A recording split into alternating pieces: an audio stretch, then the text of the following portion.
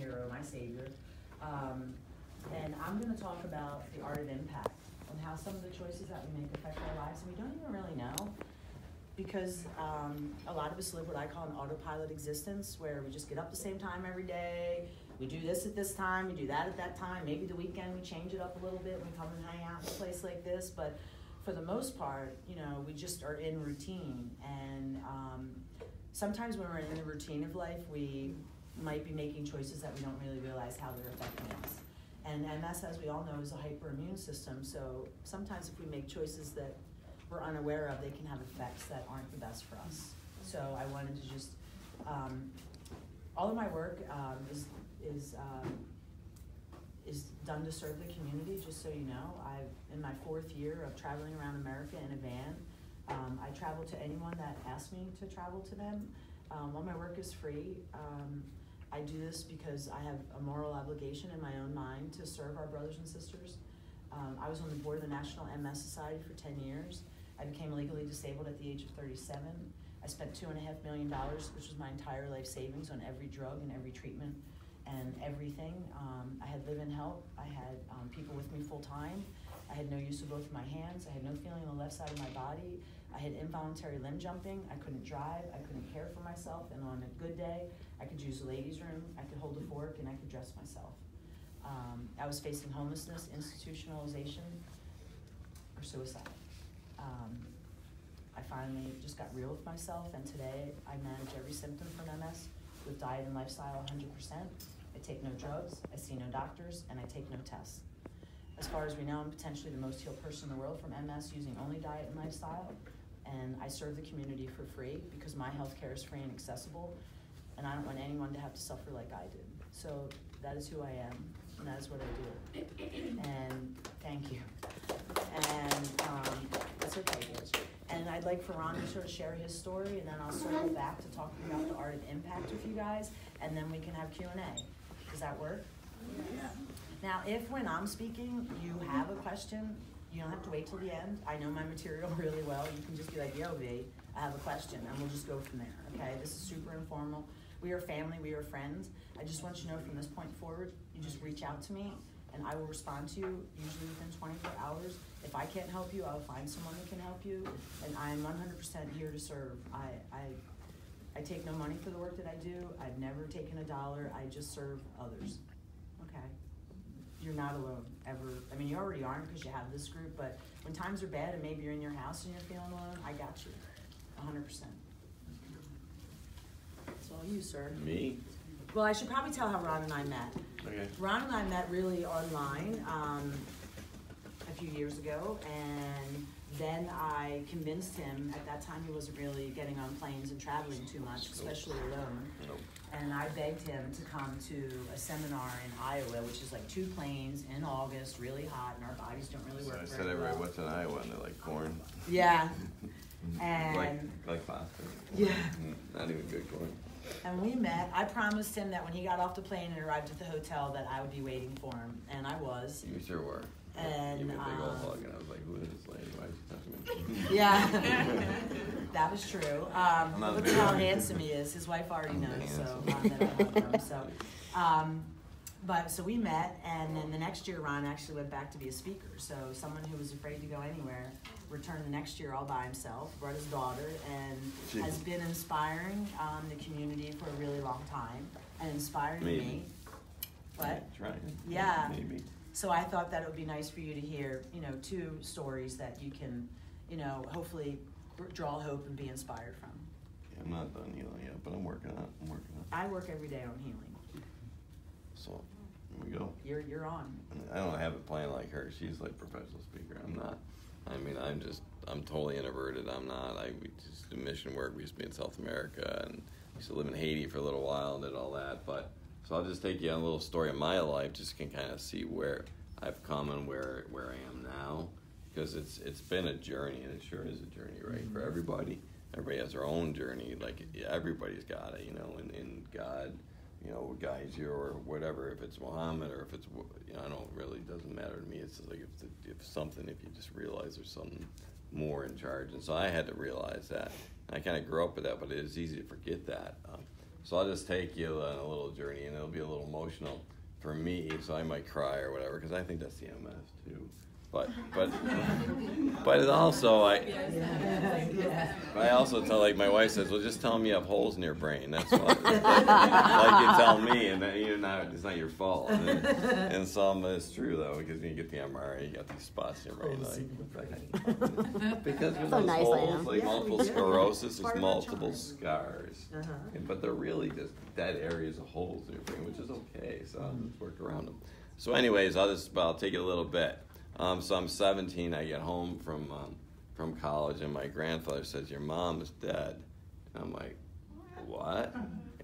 But stick with me a little bit. So I go upstairs to my room, and I lay down on my bed. I'm crying. I look down, and I got blood all over me, and it turns out it was my mother's blood.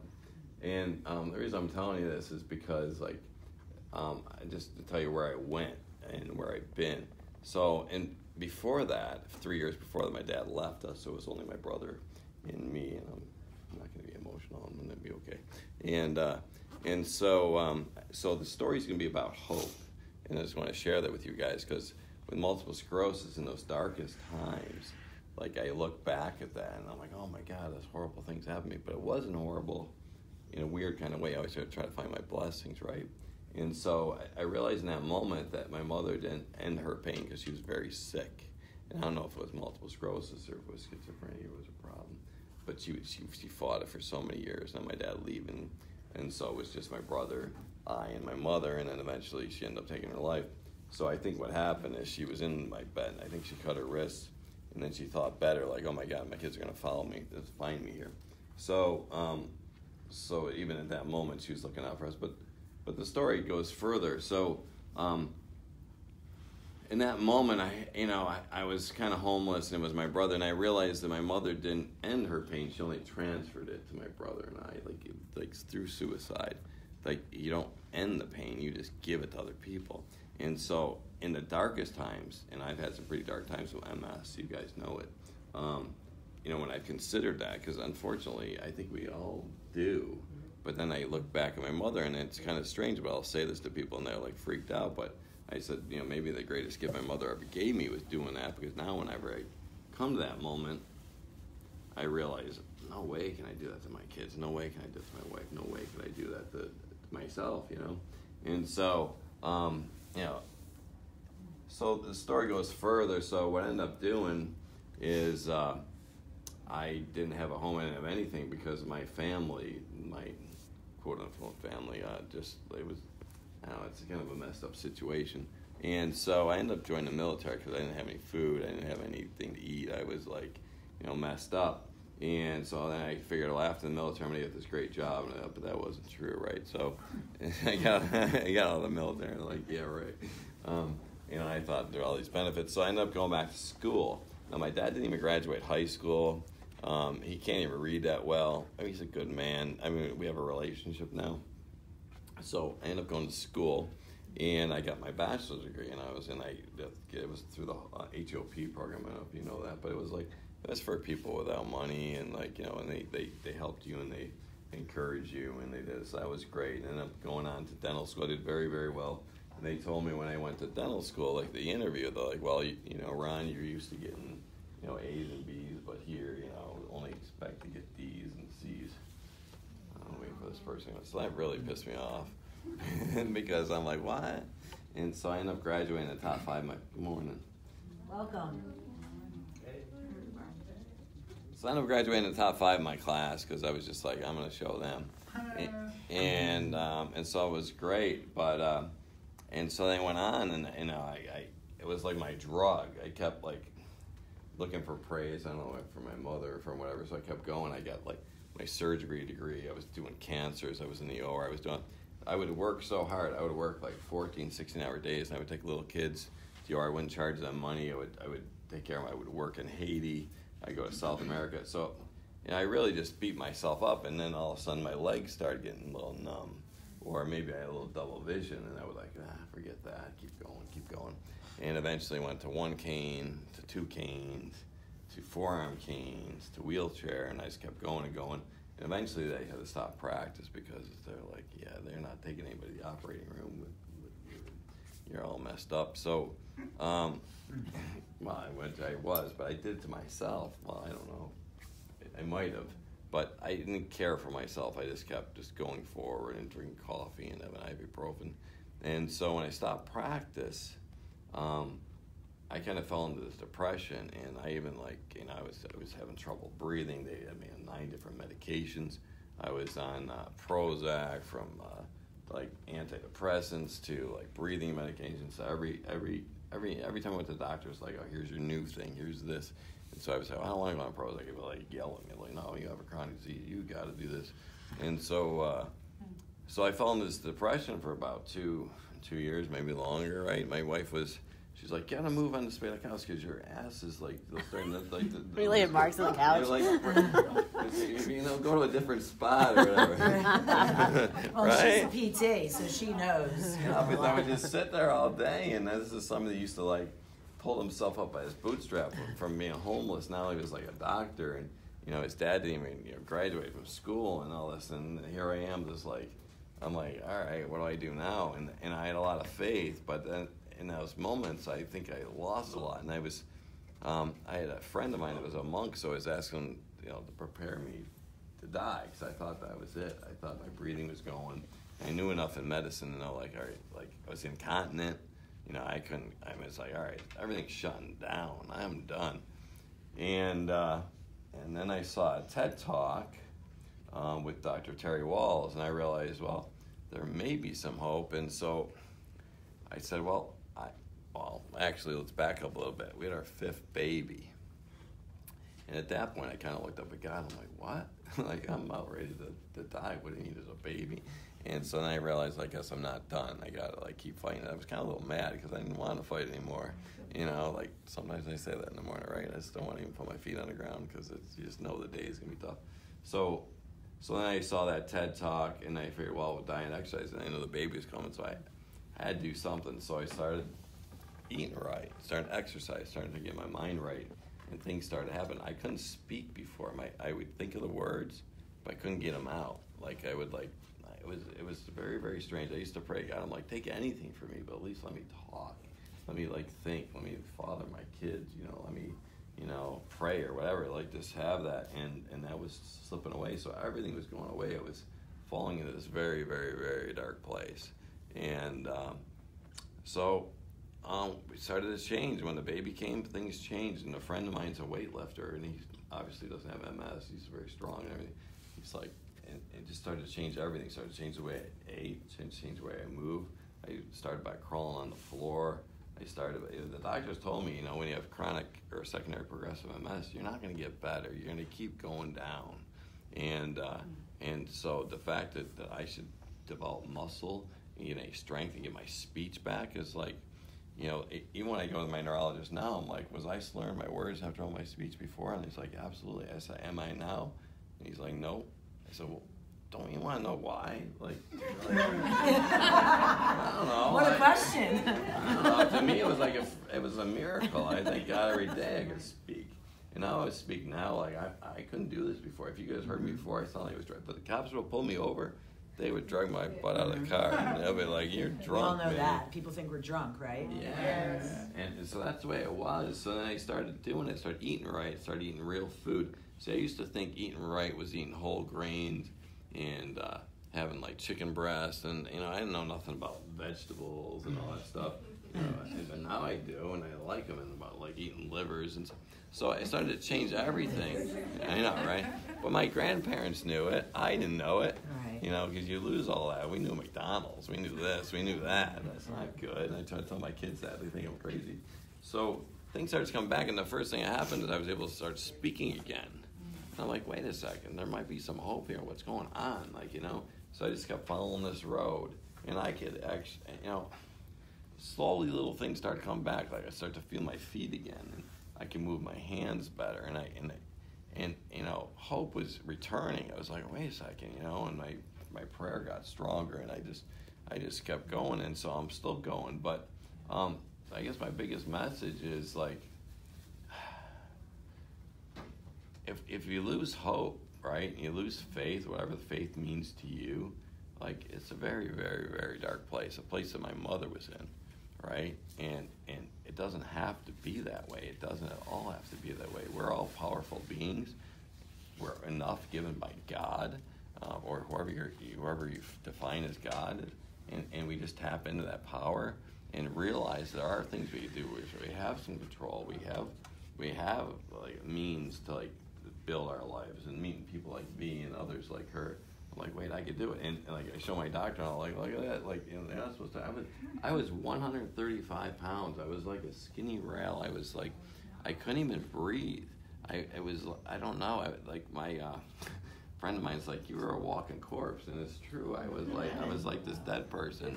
And yeah, I know, but he was trying to motivate me. He meant well. He's just a little some of my friends a little rough at the edges, but that's all right.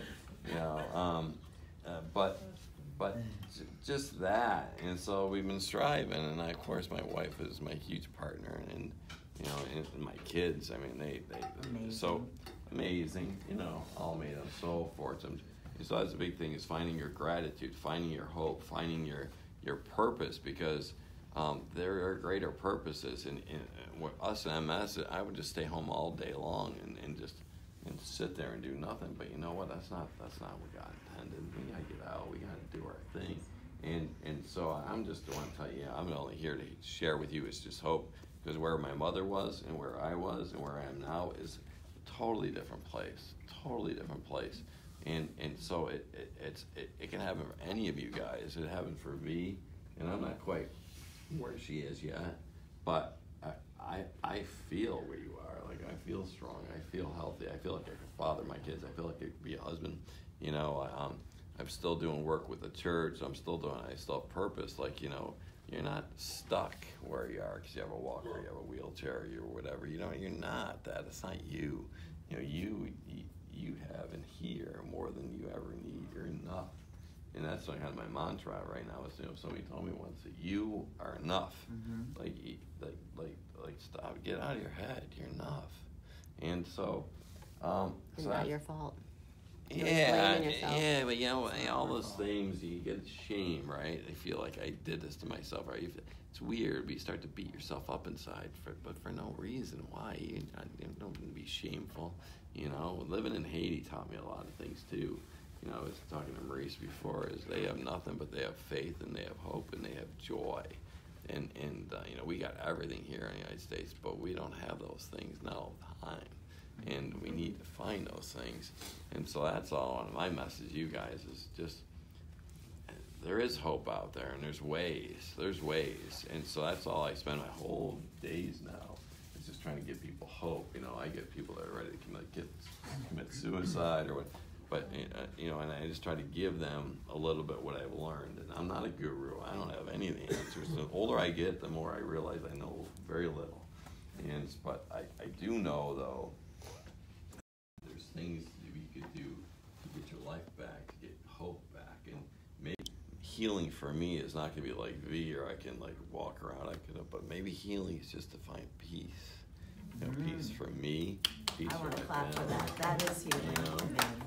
You know, that's healing, just to be at peace with myself, and if I could show my kids that they have peace, and you know, and my wife, then man, that's all it's all about, you know. So that's all. I'm not going to drag out my big story, but that's it. You know, I went from nothing to something to nothing, but now to a greater place. And I never would think like, oh, I used to be a doctor, but now I'm not. But You're it's a okay. Please still are. You're still a doctor. You're Dr. G. So Ron actually has you have a Facebook page where you do videos and you share. The good and the bad and the ugly. Yeah, like just a couple weeks ago, Ron had a bad, colonoscopy and he couldn't move his body. He had to be carried to bed. He was not able to speak or function, and here he is I was today, like, I so came out of the he shows anesthesia. all that. Yeah, I came out of the anesthesia, and my boys, I was like, I'll just be on the couch, and they're big now. You know, my oldest is 6 foot, 180 pounds. Like, no, Dad, you're not staying on the couch. break shoes my ass right now because my 17-year-old, he's a big boy too. They carried my butt upstairs and threw me in bed. And they literally threw me in bed because they just thought it was funny. Nice. They're so okay with it. They're just like, whatever, Dad, let's have fun. And I'm like, what? Like, you're carrying me to bed. I'm like, this is the end of my world. Like, what are you talking about? My boy's gonna pick me up, but they weren't. They were like all cool with it. They're like, oh, we'll have fun while we're at it. So they threw me in bed, like literally 1, 2, 3, and they're laughing. I'm like, all right. So I'm laughing too, you know. But yeah. How can they find that? Where do they find you for Facebook if they wanted to follow you? What's the name of your page? It's Multiple Sclerosis Journey with Carolyn, my wife, and Ron. But if, so I don't do the doctor. If they're friend request, you first. Or you can just go Ron Girad. I'll look at Ron Girad on Facebook. I don't really do anything else. You can friend request me, and I'll shoot you over the page or whatever. For me, it was all what B said. Diet and lifestyle changed my life. I exercise most every day. I eat right. I don't eat the way I was taught was healthy. I eat what I eat now. I eat fat. I eat greens. I'm sure Maurice knows all about this. You know, just getting the nutrients in, because our body, you could be full on the American diet, but you're starving your body. And so I'll get that from my doctor and thing. I know that, and I know that the medical community right now is just really, excuse me, but effed up. I go to doctors, and sometimes they talk to me, I'm like, you have no idea. And so everything that's out there right now for the treatments for MS,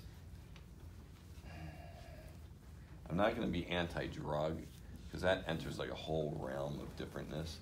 But I am pro taking care of yourself, and there's ways to do that. And once you learn that and you start to see it, I didn't believe any of this stuff. I didn't believe any of it.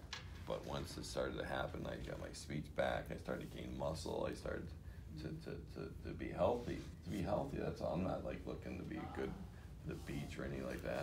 I ain't doing that. But just to be healthy again is the most important thing. And just to have hope, you guys need to have hope, because it's there. It's there. It's just, you gotta go get it. Gotta get it, you know. Thank you, Ron. That's it. I appreciate that.